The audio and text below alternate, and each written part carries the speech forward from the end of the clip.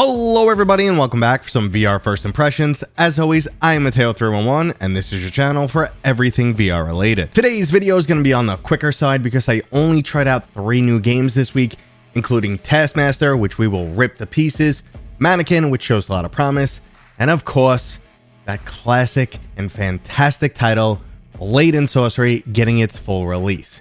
Now, there are, of course, links and timestamps if you want to skip ahead, but before we jump in, this video is brought to you by my sponsor, Kiwi Design. Kiwi has accessories for all of your favorite headsets, and they finally started releasing some new products for the Quest 3. On screen, we have their brand new extra comfy Quest 3 Elite strap. I've been using head straps from Kiwi for years now, and they're hands down my favorite. There's a link to Kiwi down in the description, and don't forget to use discount code Mateo311 for 5% off and to help support my channel. So we'll order these games from worst to best, starting with Taskmaster VR, which did not deserve to see the light of day, and that's before we actually get into the content of this game. Now, I've discussed many times in the past how whenever a new developer gets into VR, it feels like they have to recreate the wheel. They don't understand or can't figure out the basics, and they're just doing things over, and a lot of times it doesn't feel right.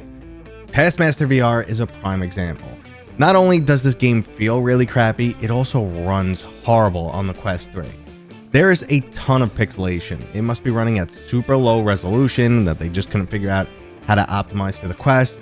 And one of the really annoying things that's gonna bother people who are not used to VR is when you start moving, walking through the world with free locomotion, there is like an acceleration that's not instant. It doesn't turn on and off. So you kind of glide a little bit at the end, which is a very unpleasant sensation. Now, I have my VR legs. Nothing really bothers me, but even I can feel this. So just minor things like that. The game looks terrible, runs terrible, has a, really poor free locomotion system. And like I said, we didn't even get into the actual content yet, which goes over my head because I've never seen the TV series. I don't know what it's all about. The witty banter was not funny, at least in my opinion. And then you're just doing these like stupid little mini games. It was actually a chore for me to put an hour into this game. It was that rough. I just did not enjoy it. The performance, the pixelation. I actually thought something was wrong with my headset. Reset my headset. Played without recording because sometimes recording messes it up. No.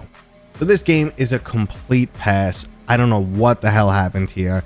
I couldn't enjoy any aspect of it. So let's just move on to better things, starting with Mannequin. Mannequin is a truly unique online 2v3 horror-themed game of cat and mouse. It's currently in early access, and as of this week, PC and Quest players can now join one another in-game. The concept is really cool and intriguing, and so are the mechanics. Basically, these new alien creatures came to Earth, and they can freeze time. Whenever they touch someone, that's it, they're frozen, they can't move, and a special task force has been set up to eliminate them. You're either going to be playing as one of the mannequin creatures, or you'll be playing as this special agent task force. You have some equipment that'll help locate them, and mechanically it's very sound. It does, give you a nice chill. You get scared every once in a while when the mannequins creep up on you, and it's unique. It's kind of like Prop Hunt meets a horror game. Honestly, it's really wacky, and in practice it works.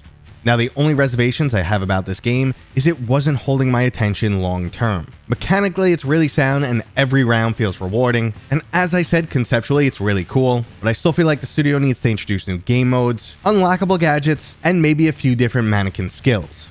So like I said, it's really cool. It's just missing a hook for me. I don't know why I'm going to keep coming back playing more and more.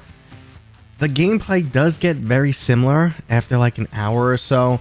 There is definitely a ton of strategy on both the mannequin and agent side, but I don't know. I just wasn't feeling it long term. So let's hope they add some stuff because, like I said, conceptually, mechanically, very sound game.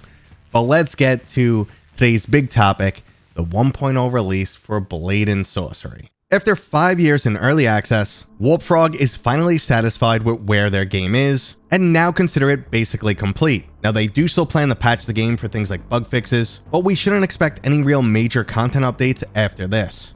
Now, this is definitely a bit bittersweet, because we've watched Blade and Sorcery grow for so many years and just get better and better, and now we're finally coming to an end, which, again, you never really want to see. You want to see this keep getting better and better.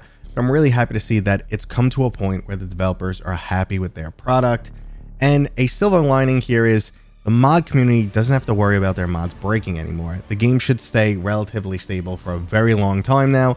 So don't expect like these really cool mods that you know and love to just suddenly break out of nowhere with a random update. What they're going to be pushing from now on, like I said, is bug fixes. So overall, this is really good, but let's get into some of those major changes and why this game is probably one of the top VR games out there. During those past 5 years, Blade and Sorcery has managed to master some of the best VR physics-based combat. We received new weapons, spells, armor, and tons of refinement along the way. But now the newest update brings something I've wanted for the longest time, and that's their new progression gameplay mode, which is decently close to a single-player campaign, and also introduces a brand new skill tree where you'll unlock a ton of powers over time. Previously, I really enjoyed Blade and Sorcery, but as a sandbox mode, I just jumped in every once in a while. Maybe you want some cool footage, or I'd use it to kind of show up VR to people who, just want a cool experience. They're getting into VR, probably not for their very first time. I don't want to start them off with Blade and Sorcery, but once they're ready to kick things up a notch, I generally show them Blade and Sorcery. But like I said, as a sandbox game, there's no drive for me to keep coming back to it. Now with this new mode, jumping in, progression system, going through multiple different levels, challenge yourself, there's even like a permadeath option that you can play around with. So if you like the challenge, like to go through an extreme mode, that's there. So they added so much, and now you have these bigger open expansive areas and even some boss fights. So it's pretty much everything I wanted from the game. If we could get this into like an MMO with online co-op, this would be a 12 out of 10 game. But as it stands, this is some of the best that VR has to offer. These updates are absolutely amazing, and if you've never checked out Blade and Sorcery, mainly because you're just like, it's a sandbox, what am I going to do with a sandbox mode? Now is the time to get in. The game is incredible, how well they did all of these new skills and the skill tree, which again, I want to talk about one more time, because the skill tree itself also helps slowly introduce you to all the different things you could do in game. A lot of times you'll watch people online and be like, oh, they did that, how do you do this, how do you do that? They're making a weapon spin. Well, now with the skill tree, you learn through all of those different things you can do slowly, and it kind of just feels great anytime you unlock a new skill. And it still has all that badass fighting, fantastic physics, and 99%, maybe that's too high, but the vast majority of the jank has been removed from this game. It feels fantastic. And that was today's video, guys. I'm wondering what you think. Let me know. I love hearing your feedback. If you enjoyed this video, give it a thumbs up. If you're new here, please consider subscribing. And as always, I'll see you guys on next time.